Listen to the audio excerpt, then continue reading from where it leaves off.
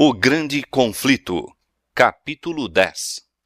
A Europa desperta. O desaparecimento misterioso de Lutero excitara consternação em toda a Alemanha. Ouviam-se por toda parte indagações a respeito dele. Circulavam os mais disparatados rumores e muitos criam que ele tivesse sido assassinado. Houve grande lamentação, não somente por seus amigos declarados, mas por milhares que não haviam abertamente assumido atitude pela reforma. Muitos se comprometiam sob juramento solene a vingar-lhe a morte. Os chefes romanistas viram com terror até que ponto haviam atingido os sentimentos contra eles. Conquanto a princípio jubilosos com a suposta morte de Lutero, logo desejaram ocultar-se à ira do povo. Seus inimigos não haviam sido tão perturbados com seus arrojadíssimos atos enquanto se achava entre eles, como o foram com o seu afastamento. Aqueles que em sua cólera haviam procurado destruir o ousado reformador, estavam cheios de temor agora que ele se tornara um cativo inerme. O único meio que resta de nos salvarmos, disse um, consiste em acendermos tochas e sairmos à procura de Lutero pelo mundo inteiro, a fim de reintegrá-lo à nação que por ele está chamando. O edito do imperador parecia tornar-se impotente. Os legados papais estavam cheios de indignação ao ver que o edito se impunha muito menos à atenção do que à sorte de Lutero. As notícias de que ele estava em segurança, embora prisioneiro, acalmavam os temores do povo, ao passo que ainda mais suscitavam o entusiasmo a seu favor. Seus escritos eram lidos com maior avidez do que nunca dantes. Um número crescente de pessoas aderia à causa do heróico homem que, em tão terrível contenda, defendera a palavra de Deus. A reforma estava constantemente ganhando forças. Germinara por toda a parte a semente que Lutero lançara. Sua ausência cumpriu uma obra que sua presença não teria conseguido realizar. Outros obreiros sentiram nova responsabilidade, agora que seu grande chefe fora removido. Com nova fé e fervor, avançaram para fazer tudo o que estivesse em seu poder, a fim de que não fosse impedida a obra tão nobremente iniciada.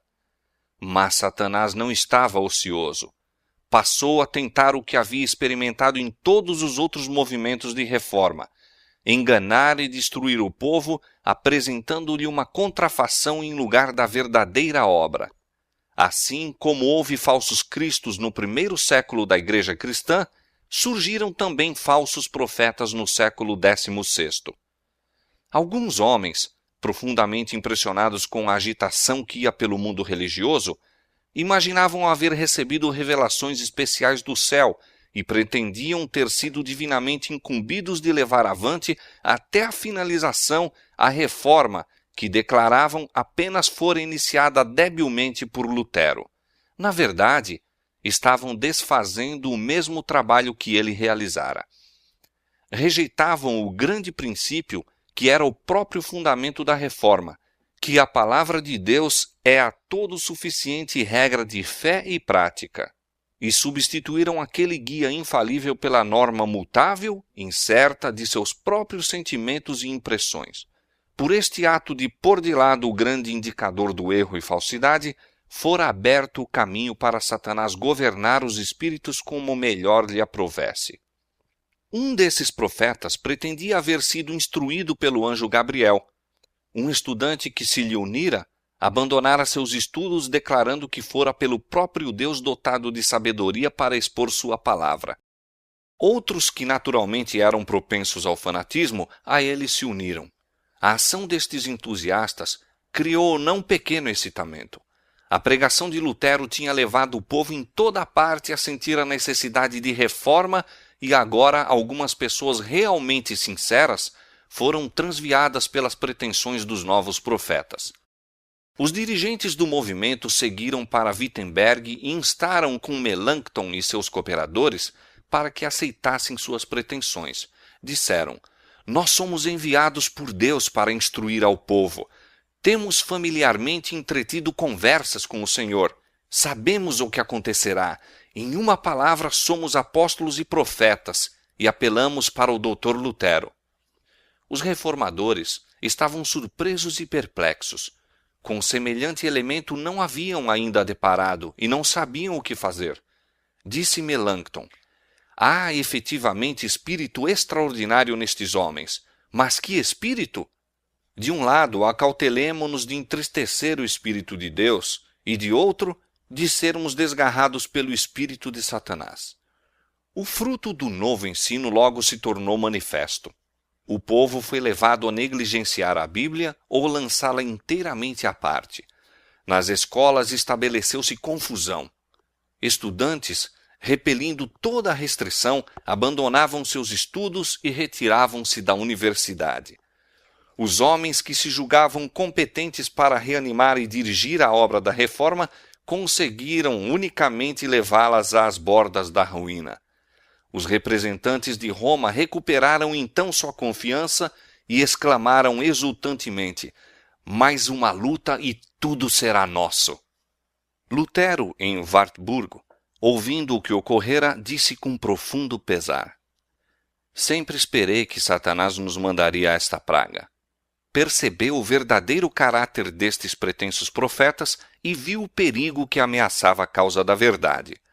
A oposição do Papa e do Imperador não lhe tinha causado perplexidade e angústia tão grandes como as que experimentava agora. Dos professos amigos da Reforma haviam surgido seus piores inimigos. As mesmas verdades que lhe haviam trazido tão grande alegria e consolação estavam sendo empregadas para provocar contenda e criar confusão na Igreja. Na obra da Reforma, Lutero fora compelido à frente pelo Espírito de Deus e levado além do que ele pessoalmente teria ido. Não se propusera assumir as posições que assumiu, nem efetuar mudanças tão radicais. Não fora senão o instrumento nas mãos do poder infinito. Contudo, muitas vezes estremecia pelos resultados de seu trabalho. Dissera uma vez: se eu soubesse que minha doutrina tivesse prejudicado a um homem, um único homem, por humilde e obscuro que fosse, o que não pode ser, pois que é o próprio Evangelho, eu preferia morrer 10 vezes a não retratar-me. E então, Wittenberg mesmo, o próprio centro da Reforma, estava rapidamente a cair sob o poder do fanatismo e da anarquia. Esta terrível condição não resultara dos ensinos de Lutero, mas por toda a Alemanha seus inimigos o estavam acusando disso. Em amargura d'alma, ele algumas vezes perguntou: poderá, então, ser esse o fim desta grande obra da Reforma? De novo, lutando com Deus em oração, encheu-se-lhe de paz a alma. A obra não é minha, mas tua, disse ele. Não permitirás que ela se corrompa pela superstição ou fanatismo. Mas o pensamento de permanecer por mais tempo afastado do conflito, numa crise tal, tornou-se-lhe insuportável. Resolveu voltar a Wittenberg. Sem demora, iniciou a perigosa viagem. Achava-se sob a condenação do Império. Os inimigos tinham a liberdade de tirar-lhe a vida. Aos amigos era vedado auxiliá-lo ou abrigá-lo. O governo imperial estava adotando as mais enérgicas medidas contra seus adeptos. Ele, porém, via que a obra do Evangelho estava perigando e, em nome do Senhor, saiu destemidamente para batalhar pela verdade. Em carta ao eleitor, depois de declarar seu propósito de deixar Wartburgo, Lutero disse: seja Vossa Alteza cientificado de que vou a Wittenberg sob uma proteção muito mais elevada do que a de príncipes e eleitores. Não penso em solicitar o apoio de Vossa Alteza, e, longe de desejar sua proteção, eu mesmo, antes, o protegerei. Se eu soubesse que Vossa Alteza poderia ou quereria proteger-me, não iria de maneira nenhuma a Wittenberg. Não há espada que possa favorecer esta causa. Deus, somente, deve fazer tudo sem o auxílio ou cooperação do homem. Aquele que tem a maior fé é o que é mais capaz de proteger. Em segunda carta, escrita em caminho para Wittenberg, Lutero acrescentou: estou pronto para incorrer no desagrado de Vossa Alteza e na ira do mundo inteiro. Não são os habitantes de Wittenberg minhas ovelhas? Não as confiou Deus a mim? E não deveria eu, sendo necessário expor-me-á à morte por sua causa? Demais, temo ver um terrível levante na Alemanha, pelo qual Deus punirá nossa nação.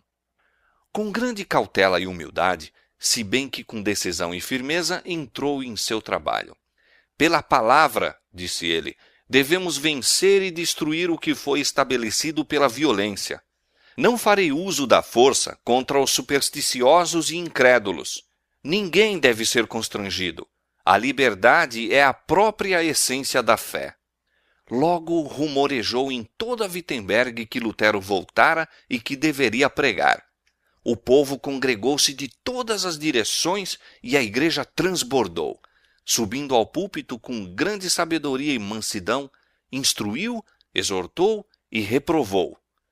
Abordando o procedimento de alguns que haviam recorrido a medidas violentas para abolir a missa, disse: a missa é coisa má. Deus se opõe a ela. Deve ser abolida. E eu gostaria que no mundo inteiro fosse substituída pela ceia do Evangelho, mas que ninguém seja dela arrancado pela força. Devemos deixar o caso nas mãos de Deus.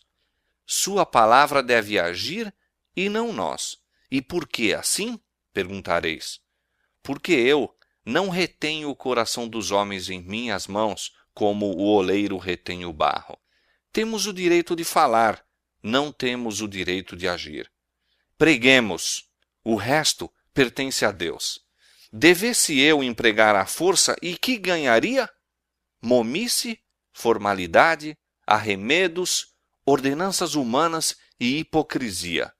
Mas não haveria sinceridade de coração, nem fé, nem caridade. Onde faltam estas três, falta tudo, e eu nada daria por semelhante resultado. Deus faz mais por sua palavra só, do que vós e eu e o mundo inteiro por nossa força unida. Deus se apodera do coração, e tomando o coração, tudo está ganho.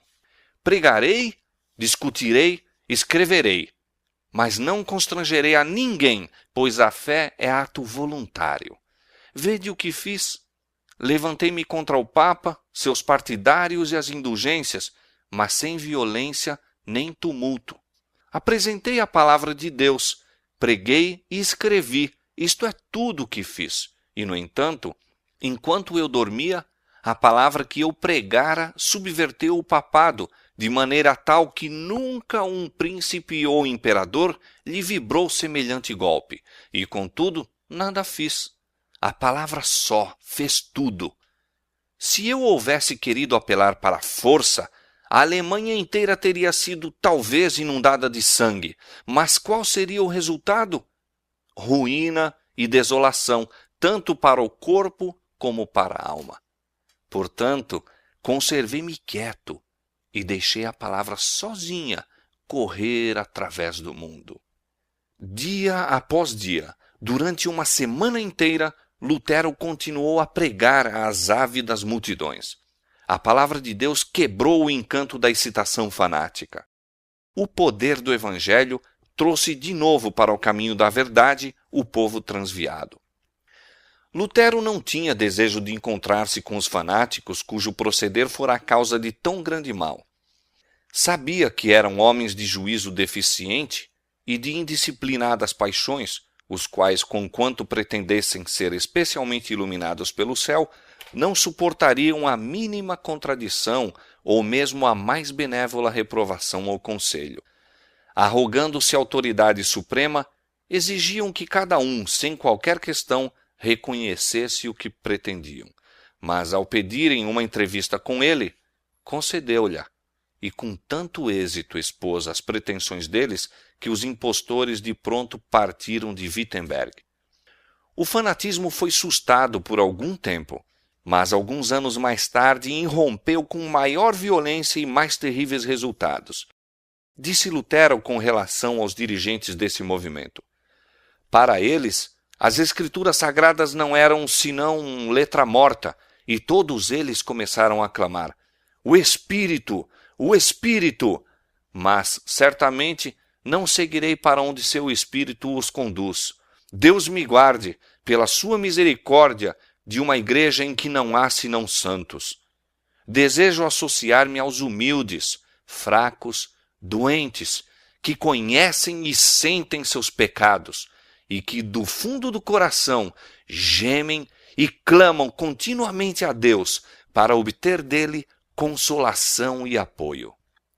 Tomás Münzer, o mais ativo dos fanáticos, era homem de considerável habilidade, que, corretamente dirigida, o teria capacitado a fazer o bem, mas ele não aprendera os rudimentos da verdadeira religião. Possuía-o o desejo de reformar o mundo e esquecia-se, como fazem todos os entusiastas, de que a reforma deveria começar consigo mesmo. Ambicionava obter posição e influência, e não estava disposto a ficar em segundo lugar, mesmo em relação a Lutero. Declarava que os reformadores, substituindo pela autoridade das Escrituras a do Papa, estavam apenas estabelecendo uma forma diversa de papado. Ele próprio pretendia haver sido divinamente incumbido de introduzir a verdadeira reforma. Aquele que possui este espírito, disse Münzer, possui a verdadeira fé, ainda que em sua vida nunca visse as Escrituras.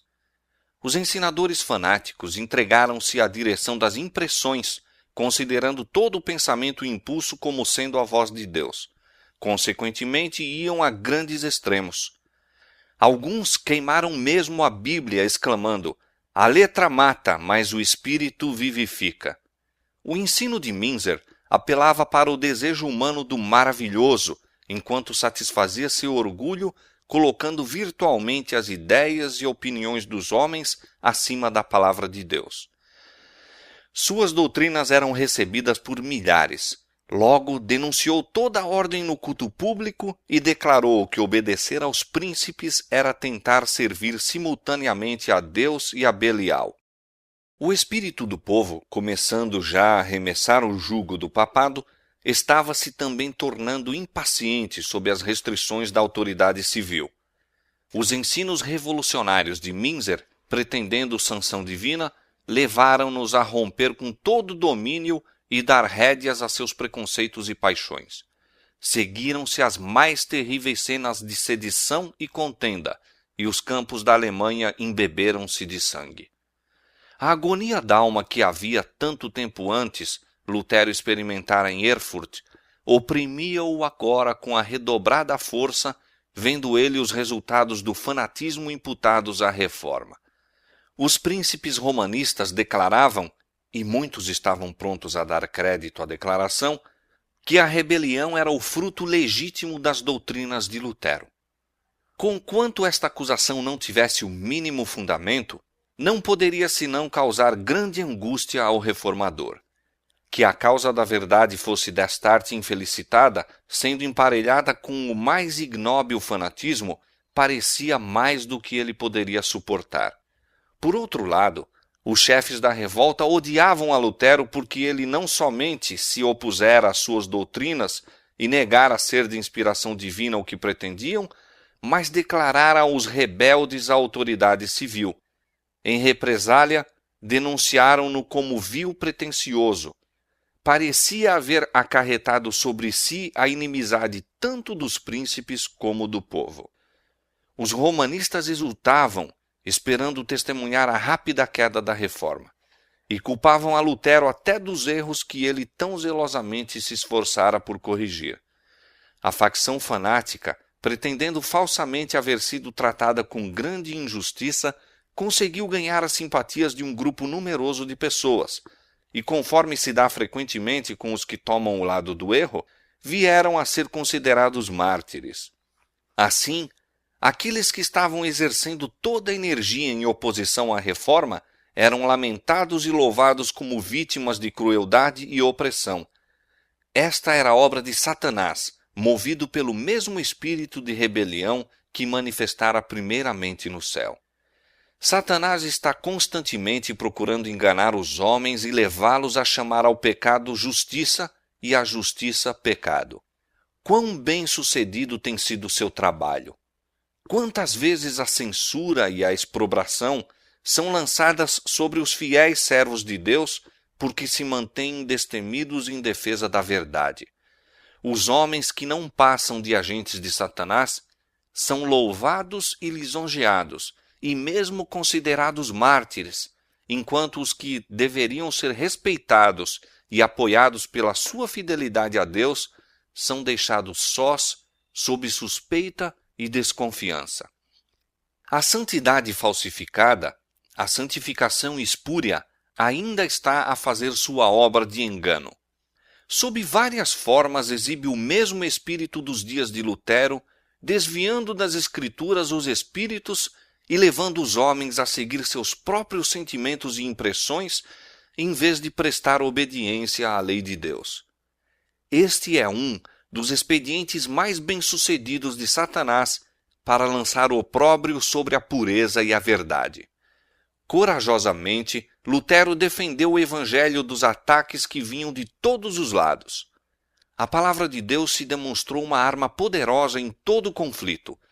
Com essa palavra, guerreou contra a usurpada autoridade do Papa e a filosofia racionalista dos escolásticos, enquanto se mantinha firme como uma rocha contra o fanatismo que procurava aliar-se à Reforma. Cada um desses elementos oponentes estava, a seu modo, pondo de parte as Escrituras sagradas e exaltando a sabedoria humana como a fonte da verdade e conhecimento religioso. O racionalismo deifica a razão e dela faz o critério para a religião. O romanismo, pretendendo para seu soberano pontífice uma inspiração que descende ininterruptamente dos apóstolos e que é imutável em todos os tempos, dá ampla oportunidade para que toda espécie de extravagâncias e corrupção se ocultem sob a santidade da comissão apostólica. A inspiração pretendida por Minzer e seus companheiros não procedia de uma fonte mais elevada do que as divagações da imaginação, e sua influência era subversiva a toda autoridade humana ou divina. O verdadeiro cristianismo recebe a palavra de Deus como o grande tesouro de verdade inspirada e como a prova de toda inspiração. De volta a Wartburgo, Lutero completou sua tradução do Novo Testamento, que foi logo depois entregue ao povo da Alemanha em sua própria língua.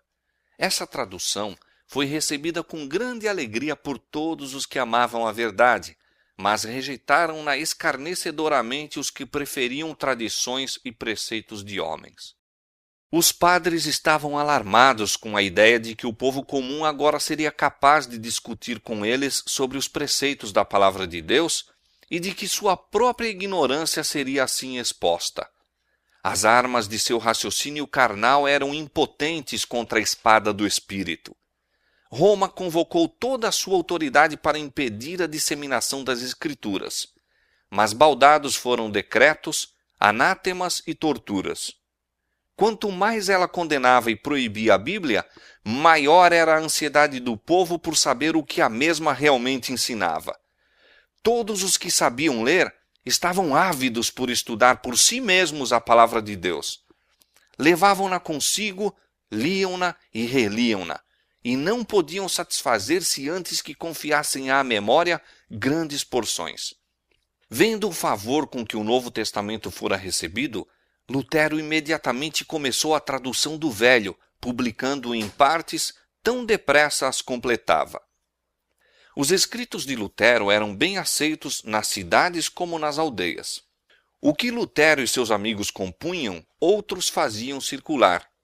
Monges convictos do caráter ilícito das obrigações monásticas, desejosos de trocar uma longa vida de indolência por outra de ativo esforço, mas demasiado ignorantes para proclamar a palavra de Deus, viajavam pelas províncias visitando aldeias e cabanas onde vendiam os livros de Lutero e de seus amigos. Logo enxameavam pela Alemanha aqueles ousados colportores. Ricos e pobres, doutos e ignorantes estudavam com profundo interesse esses escritos. À noite, os professores das escolas da aldeia liam-nos em voz alta e pequenos grupos reunidos junto à lareira. Com cada esforço, algumas almas eram convencidas da verdade e, recebendo a palavra com alegria, por seu turno contavam as boas novas a outros. Confirmou-se o que disse o cantor inspirado: A exposição das tuas palavras dá luz, dá entendimento aos simples. Salmo 119, verso 130.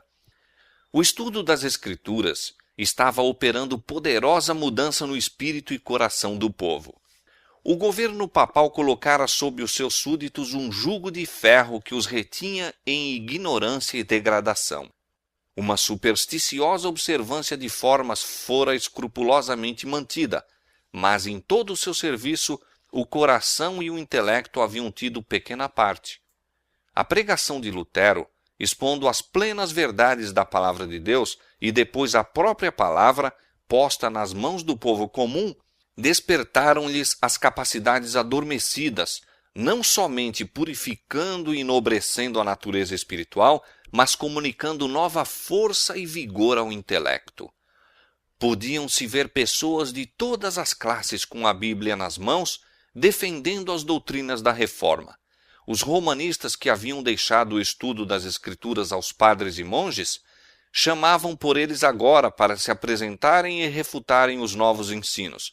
Mas, ignorantes tanto a respeito das Escrituras como do poder de Deus, padres e frades eram totalmente derrotados pelos que haviam denunciado como indoutos e hereges. Infelizmente, disse um escritor católico, Lutero persuadiu seus seguidores a não depositar fé em qualquer outro oráculo além das Escrituras. Multidões se reuniam para ouvir a verdade advogada por homens de pouca instrução e mesmo por eles discutida com ilustrados e eloquentes teólogos. Patenteava-se a vergonhosa ignorância desses grandes homens ao serem seus argumentos defrontados pelos singelos ensinos da palavra de Deus. Operários, soldados, mulheres e mesmo crianças estavam mais familiarizados com os ensinos da Bíblia do que o estavam os padres e ilustres doutores. O contraste entre os discípulos do Evangelho e os mantenedores da superstição romanista manifestava-se não menos nas classes eruditas do que entre o povo comum. Opondo-se aos velhos defensores da hierarquia, que tinham negligenciado o estudo de línguas e o cultivo da literatura, havia jovens de espírito lúcido, dedicados ao estudo, que investigavam as Escrituras e se familiarizavam com as obras-primas da antiguidade. Dotados de espírito altivo, alma elevada e intrépido coração, os moços logo adquiriram tal saber que durante longo período de tempo ninguém podia com eles competir. Quando, pois, em qualquer assembleia, esses jovens defensores da Reforma enfrentavam os doutores do romanismo, atacavam-nos com tal facilidade e confiança que esses homens ignorantes hesitavam, ficando embaraçados e caíam em merecido desprezo aos olhos de todos. Vendo o clero romano suas congregações diminuírem, invocaram o auxílio dos magistrados e, por todos os meios ao seu alcance, esforçaram-se por fazer seus ouvintes voltarem. Mas o povo encontrara nos novos ensinos aquilo que lhe supria as necessidades da alma e afastou-se daqueles que por tanto tempo o tinham alimentado com as inúteis bolotas de ritos supersticiosos e tradições humanas. Quando se acendeu a perseguição contra os ensinadores da verdade, deram atenção às palavras de Cristo. Quando, pois, vos perseguirem nesta cidade, fugi para outra. Mateus 10, verso 23. A luz penetrou em toda a parte. Os fugitivos encontraram algures uma porta hospitaleira que se lhes abria e ali morando pregavam a Cristo, algumas vezes na igreja, ou, sendo-lhes negado esse privilégio, nas casas particulares ou ao ar livre. Qualquer lugar em que pudessem obter auditório era-lhes um templo consagrado. A verdade, proclamada com tal energia e segurança, propagava-se com poder irresistível.